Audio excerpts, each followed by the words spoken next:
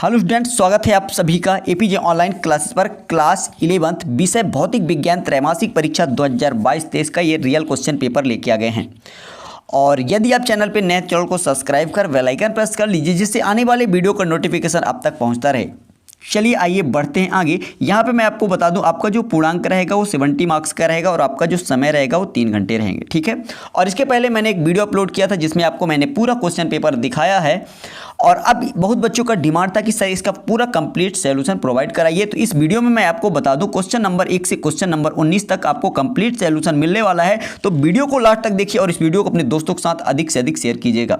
आप इसे पूरा तैयार कर लेते हैं तो आपके एग्जाम में यहीं से पूरा क्वेश्चन आने वाला है। तो चलिए आइए शुरू करते हैं। यहाँ पे आप निर्देश पढ़ सकते हैं, इसके बाद हम बढ़ेंगे आगे। और यहाँ पे देखिए, ये जो आपका पहला क्वेश्चन है पूछा गया है, सही विकल्प चुनकर लिखिए, ठीक है। ये आपके 7 अंकों का है।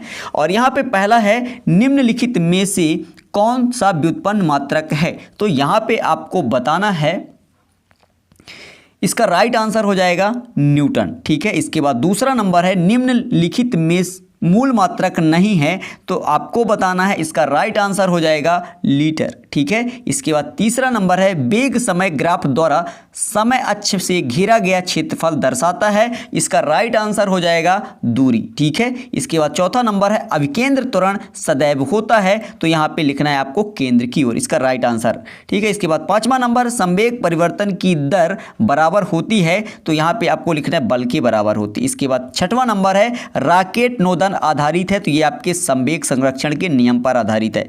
अगला 7वां नंबर है, निम्नलिखित में से ऊर्जा का मात्रक नहीं है, तो आपको बताना है वॉट। इस तरह से ये आपका पहला नंबर कंप्लीट होता है। आशा करता हूं यहां तक आपको समझ में आ गया होगा। इस वीडियो को आप लास्ट तक देखिए, स्किप बिल्कुल मत कीजिए। आपको मैं बता दूं, क्वेश्चन नंबर 19 से क्वेश्चन नंबर 1 से 19 तक के पूरे कंप्लीट सॉल्यूशन मिलेंगे, ठीक है।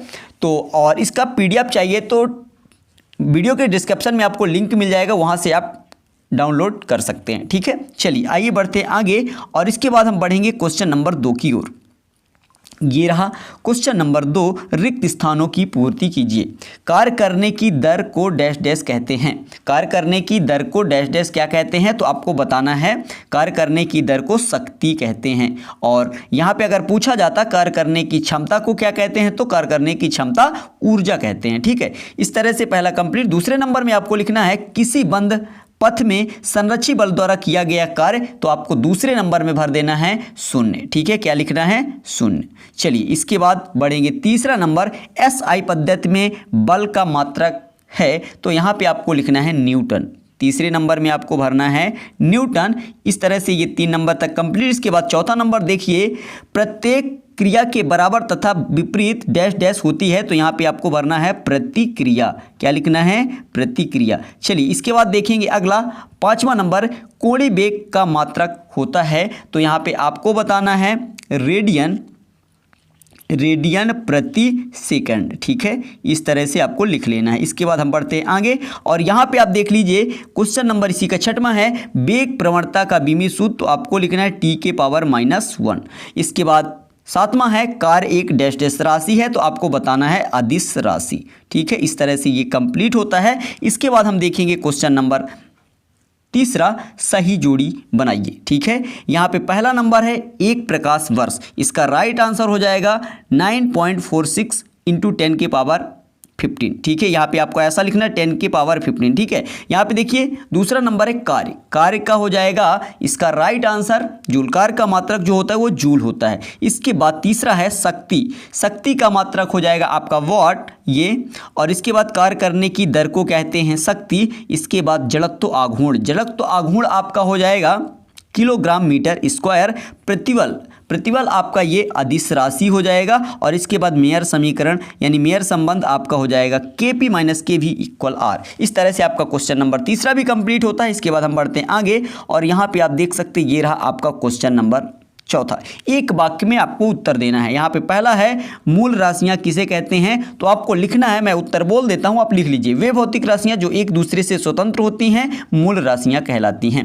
यहाँ पे दूसरा नंबर है, एम्पियर तथा न्यूटन में से कौन सा मूल मात्रक है, तो यहाँ पे आपको बताना है एम्पियर। इसके बाद तीसरा नंबर है, नियत वेग से गतिशील वस्तु का त्वरण क्या होगा, तो इसका राइट आंसर हो जाएगा शून्य। ठीक है, आपको क्या लिखना है इसमें, शून्य लिख देना है। चलिए इसके बाद शून्य सदिश किसे कहते हैं, जिसका परिमाण शून्य होता है शून्य सदिश कहलाता है। शून्य सदिश किसे कहते हैं, लिख लीजिए, जिसका परिमाण शून्य होता है शून्य सदिश कहलाता है। इसके बाद प्रक्षेप किसे कहते हैं, तो इसका आप परिभाषा लिख लीजिएगा। इसके बाद छठवां नंबर है कार्य का एसआई मात्रक, तो यहाँ पे आपको लिखना है कार्य का एसआई मात्रक होता है जूल। इसके बाद अगला सातवां नंबर है द्रव्यमान ऊर्जा तुल्यता समीकरण, तो यहाँ पे E बराबर लिखना है mc²। इस तरह से ये कंप्लीट होता है। इसके बाद हम बढ़ते हैं आगे और यहाँ पे देखिए ये रहा आपके क्वेश्चन नंबर 5वां बीमी विश्लेषण के उपयोग, तो यहाँ पे ये इसका राइट आंसर लिखा हुआ है, तो आप इसको नोट कर लीजिए। ये आपके 2 अंकों का क्वेश्चन आप देख सकते हैं। इसके बाद हम बढ़ते हैं आगे और इसका अथवा में पूछा गया है बीमी विश्लेषण की सीमाएं लिखिए, तो ये इसका राइट आंसर है, तो आप इसको नोट कर सकते हैं। इसके बाद हम बढ़ते हैं आगे और यहाँ पे आप देख सकते हैं अगला क्वेश्चन हमारे पास है कार्य व विकृति का बीमी सूत्र तथा मात्रक लिखिए, तो यहाँ पे कार्य का बीमी सूत्र और इसका एसआई मात्रक जूल होता है, ये सब लिखा हुआ है। इसके बाद विकृति का भी लिखा हुआ है, तो आप आंसर लिख सकते हैं। इसके बाद हम बढ़ते हैं आगे और यहाँ पे आपसे पूछा गया था एसआई पद्धति की सभी मूल राशियाँ एवं इनके मात्रक लिखिए, तो यहाँ पे आप देख सकते हैं। इसका पूरा स्क्रीनशॉट ले लीजिए, ये आपके एग्जाम में देखने को मिलेगा। ठीक है, इस तरह से ये कंप्लीट होता है। इसके बाद ये रहा आपके क्वेश्चन नंबर 7वां। क्वेश्चन नंबर ये रहा 7, आपेक्षिक वेग किसे कहते हैं, इसका राइट आंसर ये लिखा हुआ है, तो आप नोट कर सकते हैं। ये रहा और इसके बाद हम बढ़ते हैं आगे और यहाँ पे आप देख सकते हैं इसका अथवा क्या है, एक समान तथा परिवर्ती गति को परिभाषित कीजिए। ये आपका डिफिनीशन जो है वो लिखा हुआ है। आइए बढ़ते आगे और ये है आपके क्वेश्चन नंबर 9। क्वेश्चन नंबर 8 में क्या पूछा गया है, क्वेश्चन नंबर 8 है। क्वेश्चन नंबर 8 में आपसे पूछा गया सदिशों के योग का त्रिभुज नियम लिखिए, तो ये आपके सदिशों का योग का त्रिभुज नियम है और आप इसको नोट कर लीजिए। इसके बाद हम बढ़ते हैं आगे, ये रहा आपका क्वेश्चन नंबर 8 का अथवा कोणीय वेग किसे कहते हैं, इसका सूत्र। ये रहा कोणीय वेग की परिभाषा और इसका सूत्र। आइए बढ़ते हैं आगे और इसके बाद देखेंगे ये रहा क्वेश्चन नंबर 8 के अथवा का आगे यहाँ तक आपको पूरा कंप्लीट लिख लेना है। इसके बाद आइए मैं बढ़ता हूँ आगे। क्वेश्चन नंबर ये है 9 और इन सभी का आंसर आपको क्रम से मिलेगा। ये रहा क्वेश्चन, आप देख सकते हैं। क्वेश्चन नंबर 9 में पूछा गया है वृत्तीय गति के लिए आवर्तकाल और आवृत्ति को परिभाषित कीजिए एवं सूत्र लिखिए। इसके बाद अथवा इसका जड़त्व से आप क्या समझते हैं। इसका क्वेश्चन नंबर 10 है, जड़त्व कितने प्रकार का होता है, संवेग किसे कहते हैं, संवेग की परिभाषा। और आप ये क्वेश्चन नंबर 11, 12, 13 मूल मात्रक और व्युत्पन्न मात्रक में आपको अंतर लिखना है। क्वेश्चन नंबर ये रहा 14, 15, 16। ठीक है, आप सभी क्वेश्चनों को देख लीजिए, इनका आंसर मैं अभी क्रम से देने वाला हूं, तो वीडियो को लास्ट तक देखिए। ये रहा क्वेश्चन नंबर 17, 18 और 19। अब चलिए इनका आंसर देख लेते हैं फटाफट से। तो ये रहा आपके क्वेश्चन नंबर 9 का आंसर। ठीक है, आवर्तकाल की परिभाषा और यहाँ आवृत्ति की परिभाषा, आप दोनों को नोट कर सकते हैं। ठीक है, चलिए इसको आप नोट कर लीजिए फटाफट से। इस तरह से ये आपका कंप्लीट होता है। इसके बाद ये रहा क्वेश्चन नंबर 9 का अथवा का आंसर, जड़त्व की परिभाषा जो कि पूछा गया था, यहाँ पे आप लिख सकते हैं। ठीक है, ये इसका पूरा आंसर है। इसके बाद हम बढ़ते हैं आगे और देखेंगे ये रहा आपका क्वेश्चन नंबर 10। जड़त्व के प्रकार पूछा गया, तो आपको बताना जड़त्व 2 प्रकार के होते हैं। नंबर पहला है विरामावस्था का जड़त्व और दूसरा है गति अवस्था का जड़त्व। ठीक है, इसके बाद इसका अथवा है, पूछा गया था आपसे संवेग किसे कहते हैं, संवेग की परिभाषा, तो आपको लिखना है द्रव्यमान और वेग के गुणनफल को संवेग कहते हैं। ठीक है, ये आपका कंप्लीट होता है। इसके बाद देख सकते हैं क्वेश्चन नंबर आपका 11 है। ये क्वेश्चन नंबर 11 का आंसर है, घर्षण के लाभ पूछा गया था, तो ये रहा घर्षण के आप लाभ इस तरह से लिख लेंगे। और घर्षण की हानि भी पूछा गया, तो यहाँ पे आपको घर्षण से लाभ लिखा है, इधर घर्षण से हानि लिखा है, तो आप लिख सकते हैं। इसके बाद हम बढ़ते हैं आगे। इसका अथवा 11वां का अथवा का आंसर आप यहाँ पे देख सकते हैं, आगे ये दिया है। ये रहा आपका क्वेश्चन नंबर 12। ठीक है, यहाँ पे आप क्वेश्चन नंबर 12 आवेग किसे कहते हैं, आवेग की परिभाषा लिखना था। ठीक है, तो आप लिख सकते हैं, इसका मात्रक भी लिखा न्यूटन गुणे न्यूटन प्रति सेकंड। ठीक है, इसके बाद हम बढ़ते हैं आगे और ये देख सकते हैं, ये रहा क्वेश्चन नंबर 13, मूल मात्रक और व्युत्पन्न मात्रक में अंतर। ठीक है, तो आप इसका भी स्क्रीनशॉट कर लीजिए फटाफट। इस तरह से ये आपका कंप्लीट होता है। इसके बाद देखेंगे आगे और ये रहा अथवा का। ठीक है, यहाँ पे पूछा गया था शक्ति की परिभाषा, कार्य करने की दर को शक्ति कहते हैं, इसका एसआई मात्रक और बीमी सूत्र, ये आप नोट कर लीजिए। इसके बाद बढ़ते हैं आगे। ये रहा क्वेश्चन नंबर आपका 14। क्वेश्चन नंबर 14 आप देख सकते हैं, कार्य ऊर्जा प्रमेय, आपको कार्य ऊर्जा प्रमेय लिखना था। इसके अथवा में नाभिकीय विखंडन की परिभाषा लिखना था। ठीक है, तो आप इसका भी आंसर नोट कर सकते हैं। इसके बाद हम बढ़ते आगे। ये रहा आपका क्वेश्चन नंबर 15।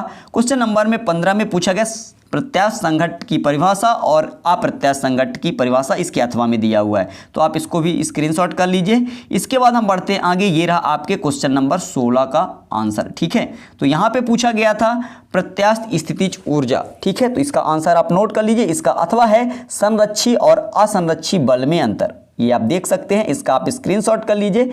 इसके बाद हम बढ़ते हैं आगे, और ये रहा आपका क्वेश्चन नंबर 17 का आंसर। ठीक है, वृत्ति गति किसे कहते हैं और इसका व्यंजक स्थापित कीजिए। तो ये रहा इसका आंसर, आप इसका भी फटाफट से स्क्रीनशॉट करिए। डायग्राम आपको इसी तरह से बना लेना है।